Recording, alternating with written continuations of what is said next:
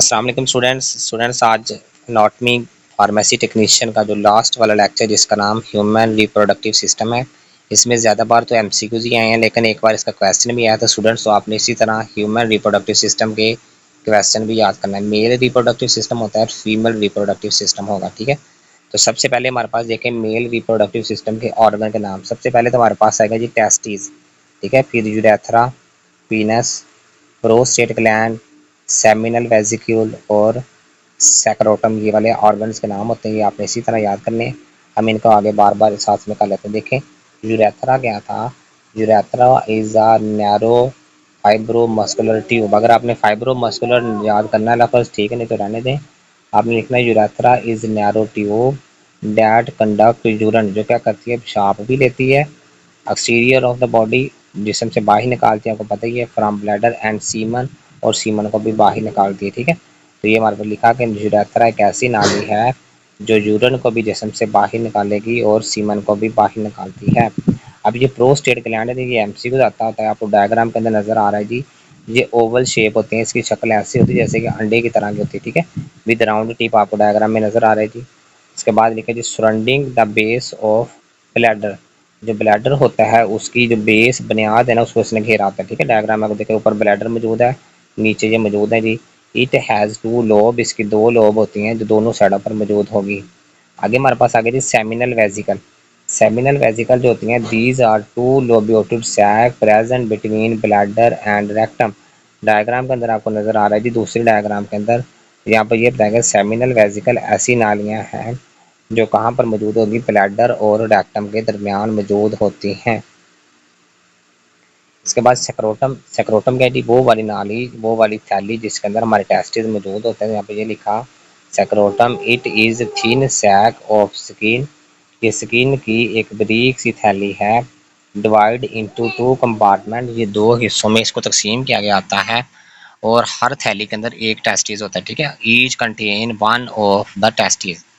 आगे हमारे पे लिखा है एपिडिडिमस। ये एपिडिडिमस क्या आती है, ये एमसीक्यू बड़ा इंपॉर्टेंट है कि वो वाली नाली जो क्या आती है जी, जहाँ पर स्पर्मेटोजोआ मतलब स्पर्म को स्टोर किया जाता है, ठीक है। Epididymis it is mass made up of highly coiled tube, ये नालियों से मिलकर बनी एक ऐसा लोथड़ा है जहाँ पर क्या किया जाएगा, स्पर्म को स्टोर किया जाएगा। डायग्राम के अंदर आपको नजर आ रही है पिंक कलर के अंदर टेस्टिस है जी, ये वाली।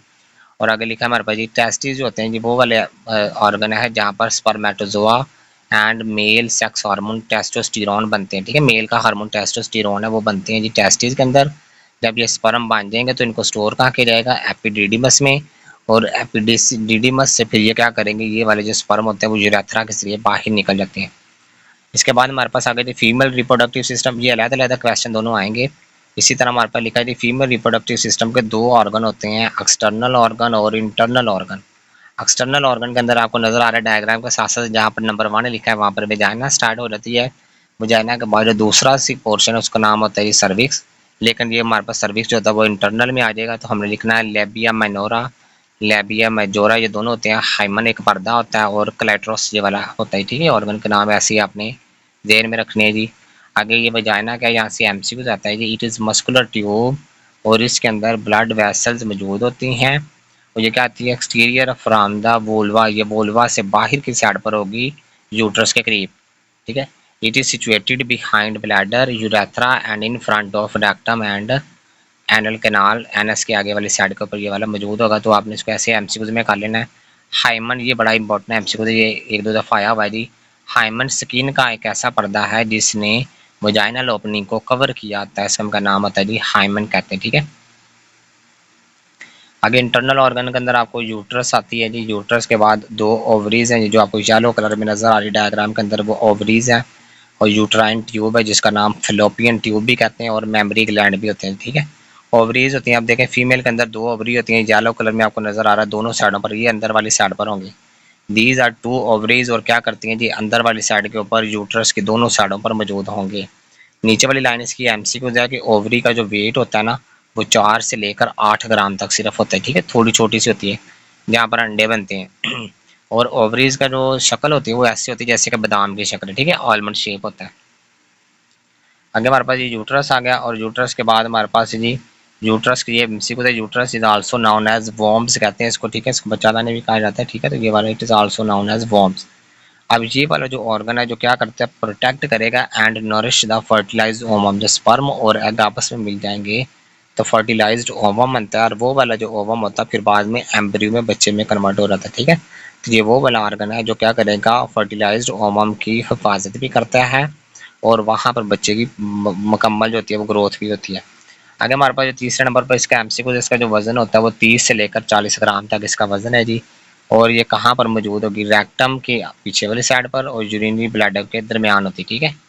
फिर आगे लास्ट वाली लाइन करता है, ये बड़ा इंपॉर्टेंट है एमसीक्यू है फ्लोपियन ट्यूब का, कि वो वाली नैली जो क्या करेगी, ओवरी को यूट्रस के साथ जोड़ती है, ठीक है।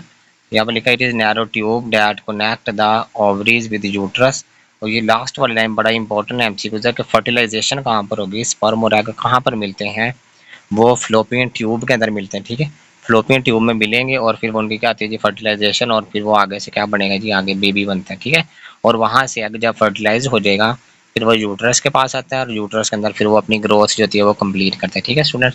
तो आपने इसी तरह ये वाला मेल और फीमेल के अंदर जो हमने एमसीक्यूज किए हैं वो एमसीक्यूज इसी तरह कर लें, और ये थोड़ा थोड़ा सा इसको अगर याद कर लें क्योंकि एक बार ये क्वेश्चन में आया था। तो इसी तरह इनके ऑर्गन के नाम और एक एक लाइन इसके साथ स्टूडेंट्स लाजमी याद करें, ठीक है।